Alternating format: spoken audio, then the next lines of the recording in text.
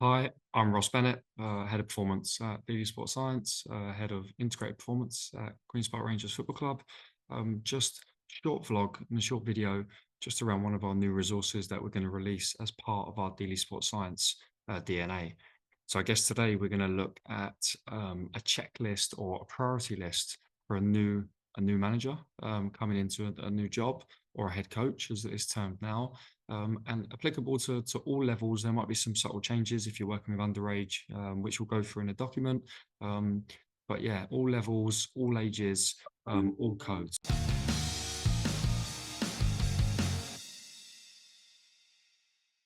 So just wanted to go through this particular resource and document in a little bit more detail and just explain a few of the concepts. So I'm just going to see, the document should be on the page. I'm just going to zoom in so you can see the first couple of blocks. So for me, the first thing when you go in to a new team is you have to know your players. So you can't wait until you get into the building to start assessing your players. One, you'll lose time. Two, you'll struggle to identify, which will come onto your identity and your direction you want to go in based on the players that you currently have. And three, it definitely gives you some clarity on how you're going to take this team forward, whether they've been successful when you're taking over the baton or whether you're changing something. So a few little pointers on this. Research early before going in. So utilize as much video analysis that's out there on previous games, as much as you can go past on the systems that were played, the styles that were played, the different the players' strengths, which we'll come on to in a minute, the way that teams did well against your team you're going into, and where they struggled and vice versa. So as much video as you can from previous games. The world I go in, I kind of work in day to day. It's a lot easier to do, but even in the GA, there's a lot of footage out there from GA club scene, especially from county scene. So as much video as possible as you can. Learn as much personal information as possible, whether that's utilizing staff that are already at the club, which I'll come on to in a minute around your backroom staff, or whether that's people that you know that are mutual, or friends of friends or ex-players at that club. Get as much personal info as possible, because that connection you're going to build when you go into the building is going to be essential. And if you can have a couple of key personal snippets for every player, then it's going to go a real long way in terms of respect and in terms of building that connection. I put there, know your individual player strengths. So from what you can see from the games, what you can hear, what you hear of people that have worked with these players before. One trick is always, can you speak to previous manager if possible, or previous head coach, because whether things have gone wrong or have gone right and they've moved on for different reasons, it's really important to get their perspective and their coaches and their kind of backroom staff perspective before you go in. It might give you a little bit of an insight, although you're going to make your own mind up when you go in and maybe tweak a few things. It's always good to have some background info, but you can start to put your individual development plans together from a professional perspective and from a personal perspective. What do you think that player is going to need when you come in to start getting this team or carry on this team's success? All right, so we talk about IDPs and individual development plans a lot. You can start by all the video, by all the different research you're doing, start get a picture of your IDPs. I guess based on that players, your knowledge of what the players you've got in the building, you can start to come up with your identity and your principles and your style of play that you're ready to implement. Now, you probably, as a head coach and as a manager, have a preferred style of play. You definitely have some key principles, like every head coach and manager that I've worked under would have some key principles and an identity. However, depending on the players you've got in the building, that style of play might have to tweak a little bit. So that's where things need to be really fluid. And the research that you do on the players can then have a big impact on your style of play that you're going to put in. But you're definitely going to have some key identity like themes and some really, really key principles that you live and die by. Now, it's really important that when you first go in, based on your knowledge of the players, the team, and what you want to implement, you present this to all staff and players. It's important that you get really, really good clarity from everybody, the direction that you're going to go in. So it might be cultural principles or an identity as a culture on how we're going to train and certain processes that you need to implement. It's definitely going to be something around the style of play and how you're going to train and what you're going to implement and how you as a team are going to go forward.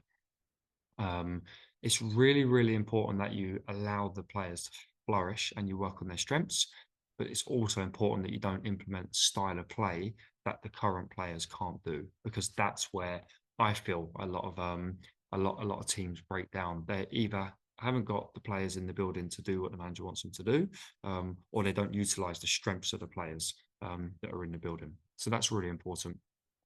The next one for me is to make sure, number three, you organize your MDTs, your multidisciplinary team, and your backroom staff.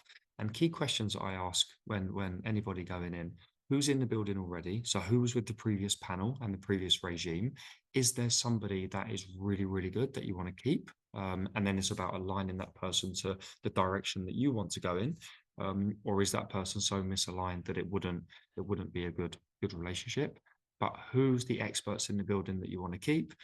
Who do you want in? So from, previous working experiences and professional relationships, who do you really value? Who do you rate?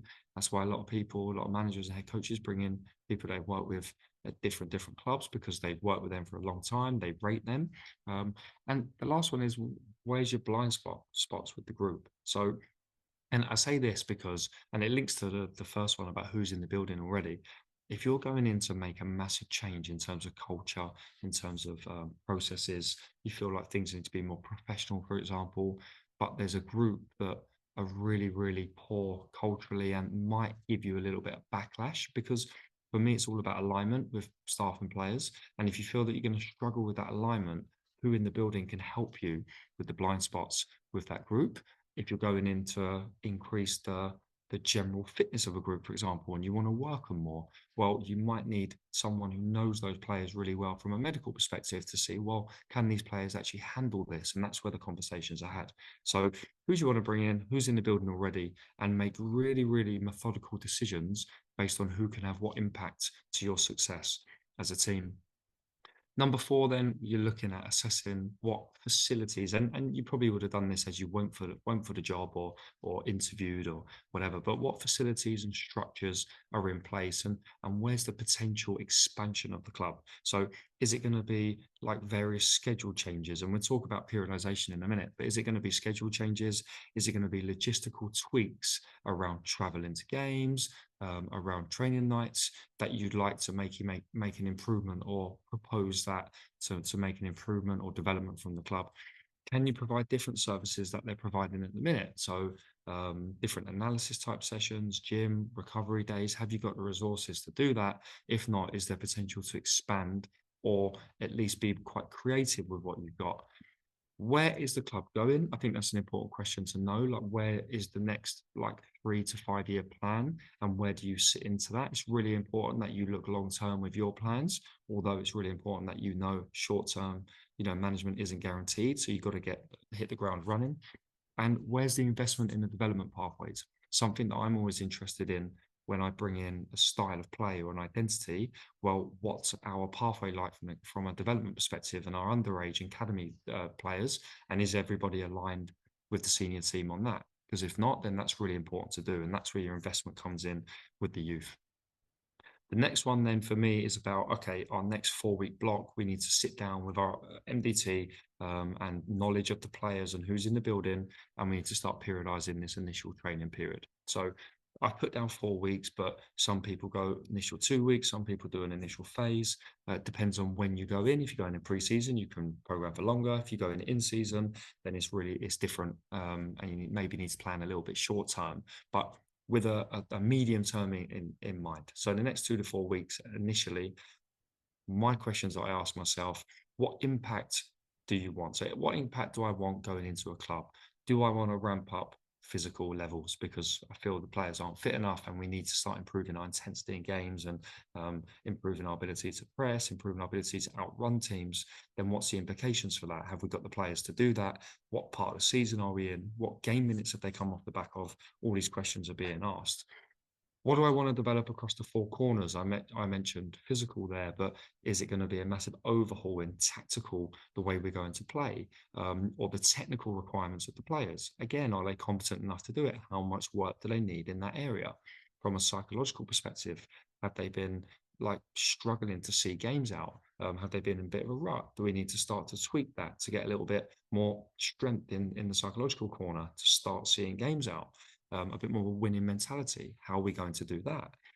So you're going into the real like deep darkness of these four corners now.